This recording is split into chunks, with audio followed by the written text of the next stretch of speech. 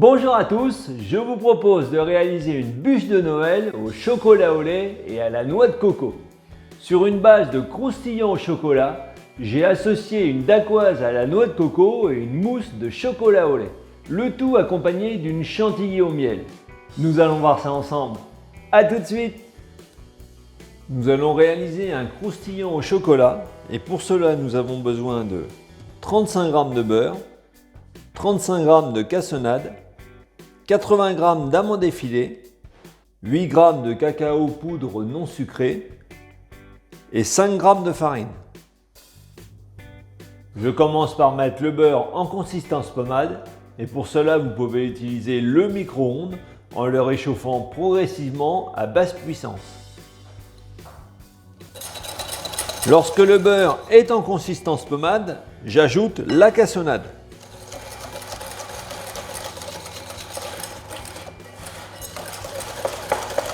Par-dessus, je tamise le cacao poudre non sucré et la farine. Enfin, j'ajoute les amandes effilées. Je mélange à la spatule.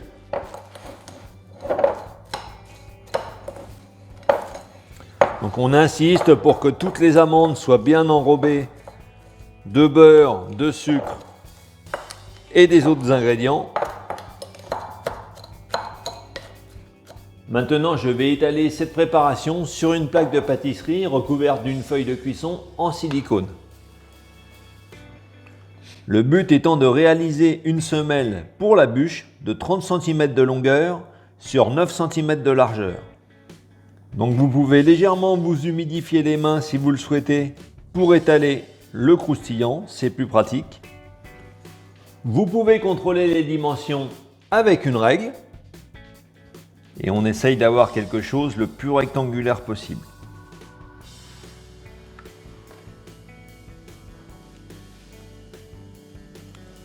Maintenant, je vais cuire ce croustillant dans un four préchauffé à 170 degrés et je vais le laisser cuire pendant une douzaine de minutes environ tout en surveillant la cuisson régulièrement. À la sortie du four, je régularise les côtés du croustillant de façon à avoir des côtés qui soient bien droits. Il est bien sûr complètement souple à la sortie du four. Ensuite, je le fais glisser sur une grille et je le laisse refroidir ainsi. Nous allons réaliser une dacquoise à la noix de coco et pour cela, nous avons besoin de 3 blancs d'œufs, c'est-à-dire 90 g, 40 g de sucre semoule, 30 g de poudre d'amande, 50 g de noix de coco râpée et grillée. Il vous suffit de la passer au four quelques minutes à 180 degrés tout en la mélangeant régulièrement. 80 g de sucre glace et enfin 30 g de farine. Dans un récipient, je mélange la noix de coco râpée et grillée, la poudre d'amande et par-dessus je tamise le sucre glace et la farine. Je mélange ces éléments secs entre eux, comme ceci, puis nous allons poursuivre en montant les blancs. Je verse les blancs dans la cuve du batteur, j'ajoute un peu de sucre semoule au départ, puis je les mets à monter.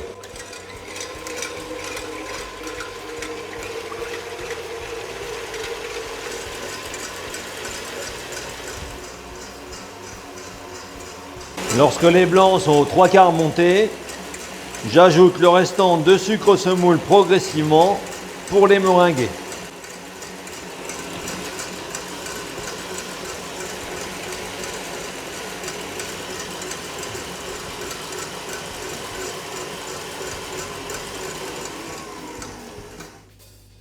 Les blancs sont bien fermes.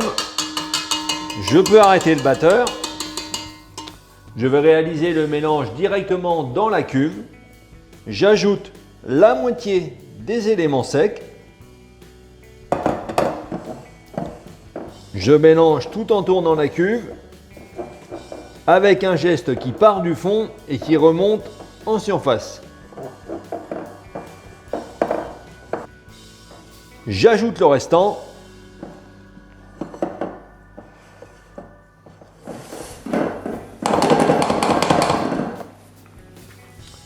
Je vais étaler cette dacquoise à la noix de coco sur une plaque de pâtisserie recouverte d'une feuille de papier sulfurisé.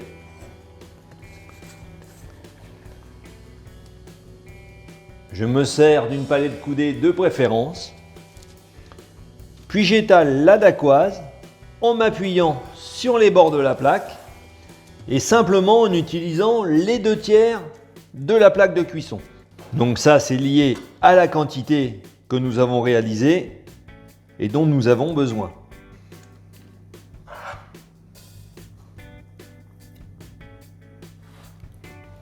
Je passe mon doigt sur les bords pour dégager les parties les plus fines.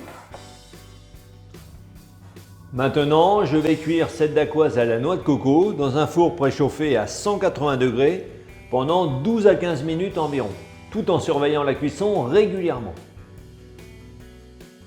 Après cuisson et refroidissement, je retire le papier cuisson de la dacquoise à la noix de coco. Donc on y va progressivement. Je la repositionne sur le papier, puis je vais découper les bords de façon à avoir une base bien droite.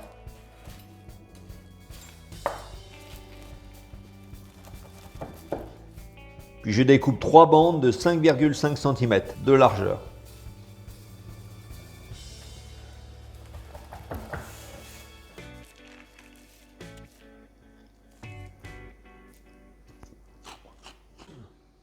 Pour la mousse au chocolat au lait, je vais utiliser 210 g de chocolat au lait. Donc je vous encourage à utiliser un chocolat de qualité. Il nous faut également 400 g de crème liquide entière à 30 % de matière grasse minimum. Je vais commencer par monter la crème fouettée. Donc pour rappel, il faut que nos éléments soient bien froids, c'est-à-dire la crème, le fouet et la cuve. Je commence à petite vitesse pour commencer. Et progressivement, j'accélère.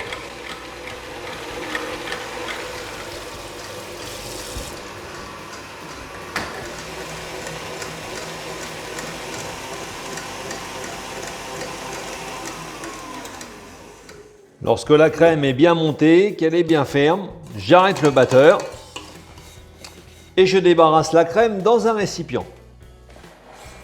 Je reprends le chocolat au lait fondu à une température de 40 degrés environ et j'ajoute 1/3 de crème fouettée pour commencer. Je mélange énergiquement, puis je transvase le tout dans le restant de crème fouettée. Maintenant, je mélange délicatement pour conserver du volume tout en tournant mon récipient.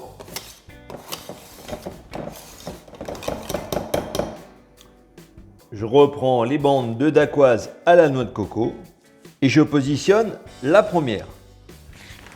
Je vais utiliser une poche munie d'une douille unie de taille moyenne que je garnis de mousse au chocolat au lait. Je vais dresser la mousse comme ceci. On fait en sorte d'être régulier. On déborde un peu, ce n'est pas grave, vous verrez pourquoi par la suite. Ce qui est important, c'est l'épaisseur. Qu'elle soit régulière.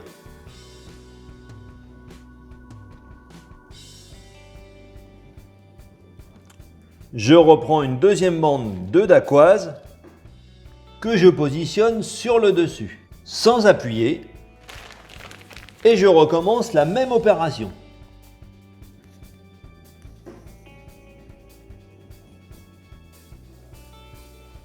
Enfin, je dépose la troisième bande de dacquoise. Maintenant, je vais placer cette partie au congélateur jusqu'à complète congélation. Je reprends le croustillant amande et chocolat qui a complètement refroidi et je vais le recouvrir d'une légère couche de mousse au chocolat au lait. Je me sers pour cela d'une petite spatule. Donc on fait attention, c'est très délicat. Le croustillant amande chocolat est fragile. Puis maintenant, nous allons passer le croustillant au chocolat au congélateur afin de solidifier le tout. À la sortie du congélateur, vous pouvez couper légèrement les bords de façon à avoir un résultat bien net.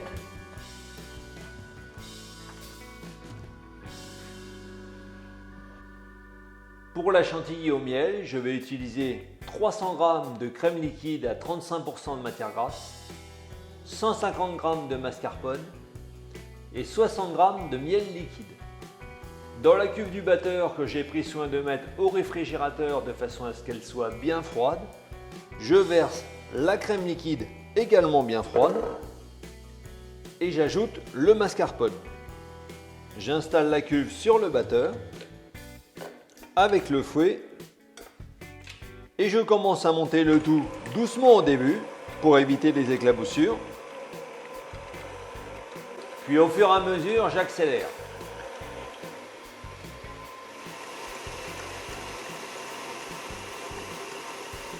Lorsque la crème chantilly est quasiment montée, j'ajoute le miel liquide que je mélange quelques instants.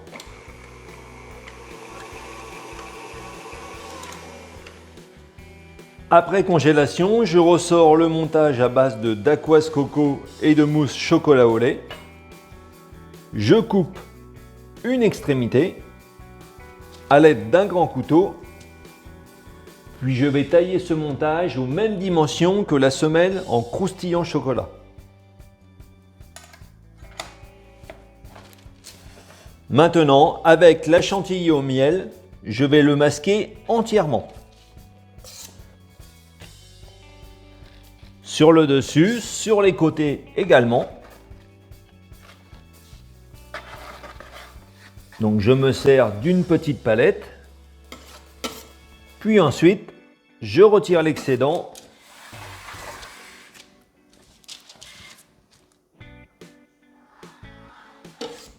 Et on essaye d'avoir des arêtes les plus droites possibles. Comme ceci.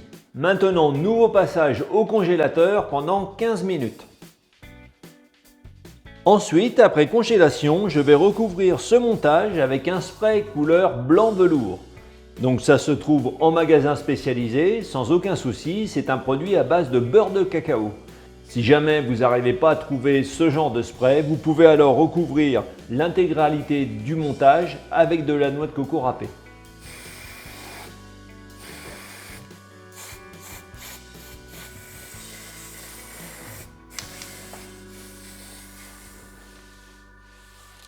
Je reprends la semelle de croustillant chocolat que je positionne sur un carton doré ou directement sur un plateau de présentation. Maintenant, par-dessus, je vais déposer notre assemblage recouvert d'un velours blanc.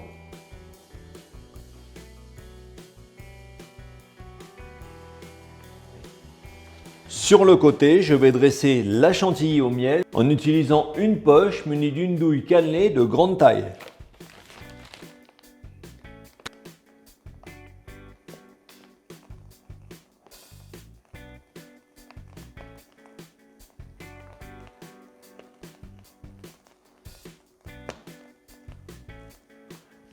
Pour la décoration, nous allons réaliser un ruban en chocolat au lait.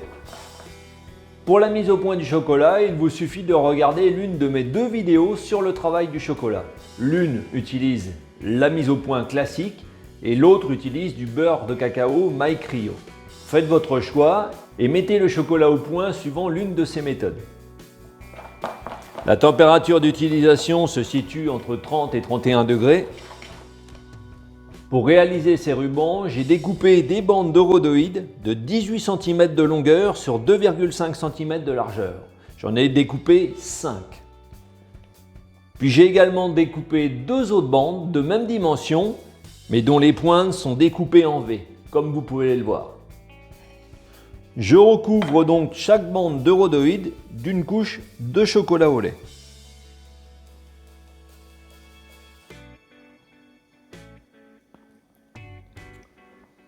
Je les laisse prendre avant de les mettre en forme.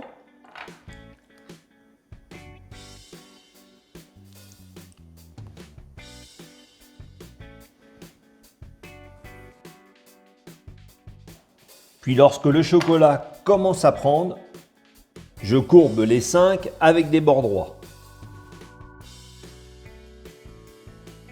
Et je fais une légère pression au bout pour les souder. Je les dépose sur un plateau.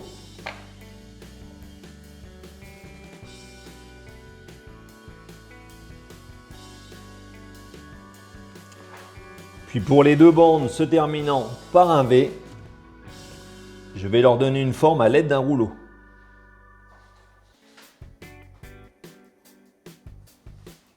Comme ceci. Je peux positionner un couteau sur le bout, simplement pour maintenir les rubans. Dans un premier temps, je les laisse durcir à température ambiante.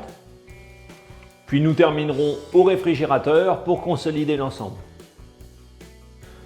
Je vais terminer la décoration en saupoudrant légèrement la partie dressée à la poche de cacao poudre. Puis je vais positionner le ruban chocolat. Je retire délicatement la partie rhodoïde.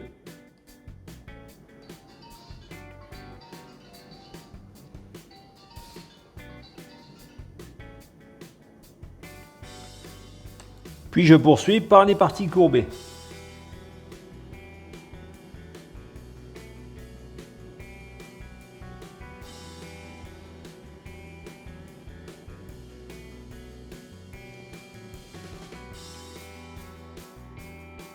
Et voilà, la bûche chocolat au lait, noix de coco et miel est terminée. Elle est prévue pour environ 8 à 10 personnes.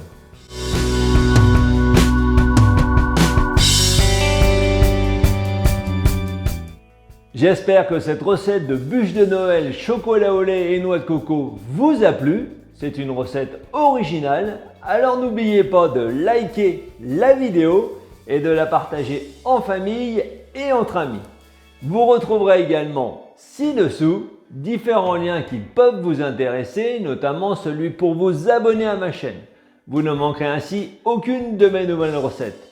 Je vous souhaite de joyeuses fêtes de fin d'année, un excellent Noël et en attendant, bon appétit!